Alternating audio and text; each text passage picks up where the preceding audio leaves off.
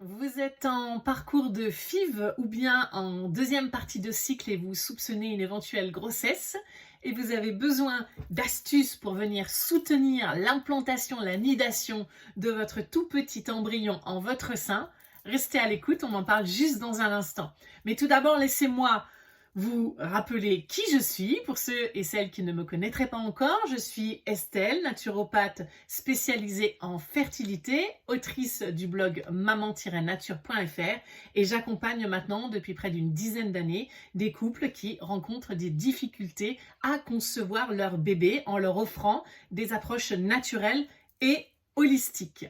Ceci étant dit, je vous invite de prime abord, si vous aimez cette vidéo, eh bien, commencez par la liker, ensuite à la partager à tous ceux et toutes celles à qui vous pensez qu'elle pourrait être utile, et également à activer la petite cloche, à vous abonner pour que vous puissiez recevoir les notifications de toutes les prochaines vidéos, parce que les informations que j'y délivre pourraient vraiment faire toute la différence sur votre chemin vers bébé. Mais revenons donc à la problématique de l'implantation. Comment la soutenir? Donc la première des choses que je voulais vous partager, donc j'ai déjà fait une vidéo sur le sujet que je vous mettrai en fin de vidéo. Vous pourrez être redirigé vers des astuces complémentaires, d'accord? Donc, mais là, revenons à cette vidéo-ci où j'ai à cœur d'approfondir certaines choses. En fait, ce qu'il faut bien comprendre, c'est que votre cycle menstruel, et notamment vos menstruations, vont nous donner une indication très intéressante sur les probabilités de réussite de l'implantation de votre embryon. Pourquoi? Parce que vos règles nous donnent une indication sur la qualité de votre muqueuse utérine, de votre endomètre. Et c'est l'endomètre qui fait le lit, plus ou moins douillet, de votre bébé. D'accord? Donc si vous avez des règles qui sont trop légères ou trop abondantes, si vous présentez des caillots, par exemple, si le rouge n'est pas idéal, eh bien, ça peut signifier qu'il y a un déséquilibre hormonal. Donc, idéalement, ce qu'on va viser, ce qu'on va rechercher pour vos règles, c'est un cycle entre 3 et 5 jours, ni trop peu, ni trop, donc un flux moyen, donc notamment sur 2 jours, et après, ça peut un petit peu se tarir. Et on va rechercher un beau rouge lumineux, ni trop pâle, rosé, ni trop foncé, bordeaux foncé, voire parfois marron, d'accord? C'est pas ça du tout qu'on recherche.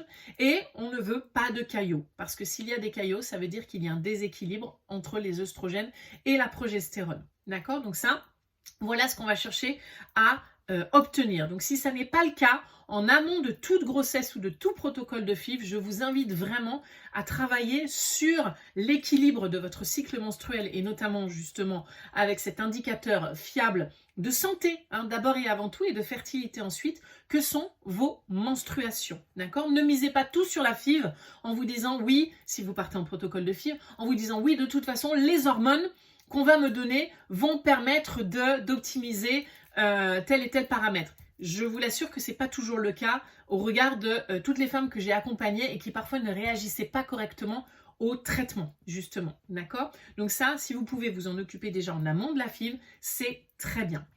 Ensuite, venons-en donc aux fameuses astuces complémentaires que je souhaitais vous délivrer donc, dans cette vidéo-ci.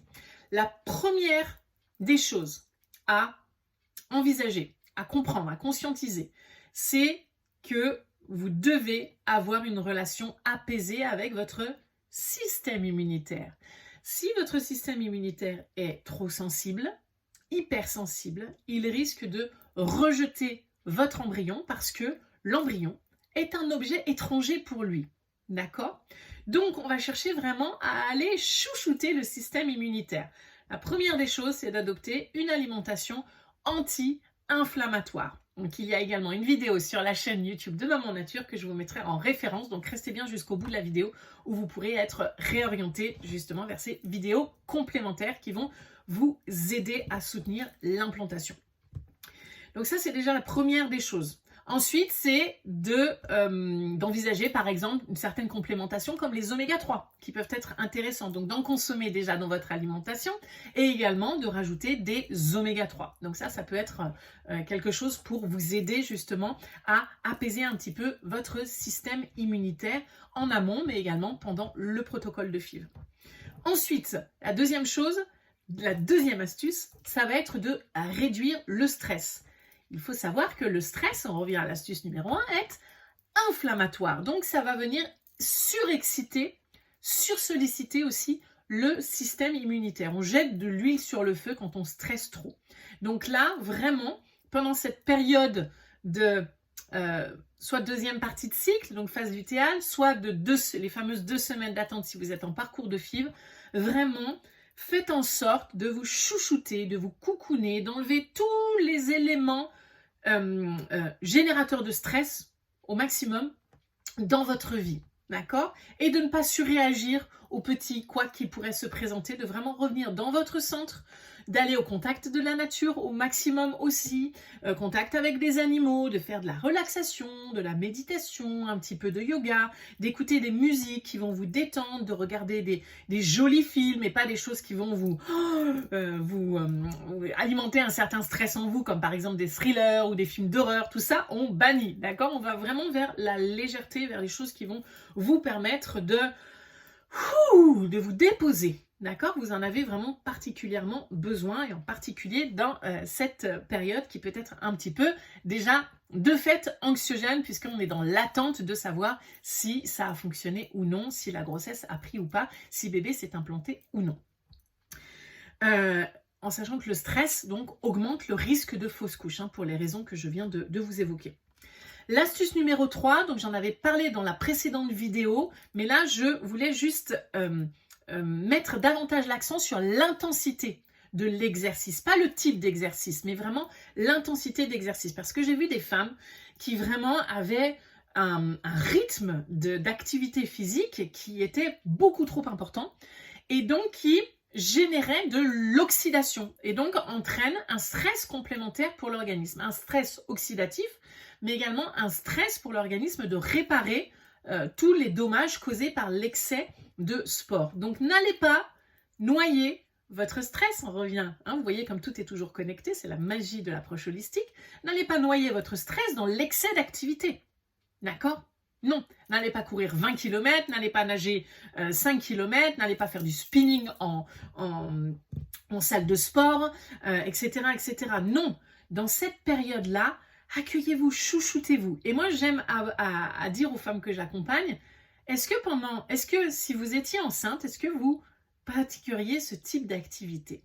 Parce qu'en fait, il y a cette potentialité. Vous pouvez être enceinte là, ici et maintenant, pendant cette période de 2 semaines d'attente avant les résultats. D'accord? Ou pendant votre phase lutéale. Donc vraiment, adaptez votre activité physique. Et là, je vous renvoie encore une fois à l'autre vidéo où je vous donne les différents types d'activités physiques qu'il est bien de mettre au quotidien dans vos pratiques pour vous aider, oui, à vous détendre, à revenir à votre corps, mais ne pas chercher une fuite dans l'activité physique. Vous comprenez, je pense, la nuance qui est vraiment très très importante pour ne pas générer un stress et pas sursolliciter votre organisme parce que s'il y a début de grossesse, eh bien, croyez-moi que votre organisme est déjà très très sollicité par ailleurs. En tout ce qui est accueil de l'embryon au niveau du système immunitaire, au niveau du système hormonal aussi. Donc il y a beaucoup de choses sur lesquelles il est déjà à pied d'œuvre. Donc on y va vraiment en douceur, en se respectant, en s'écoutant.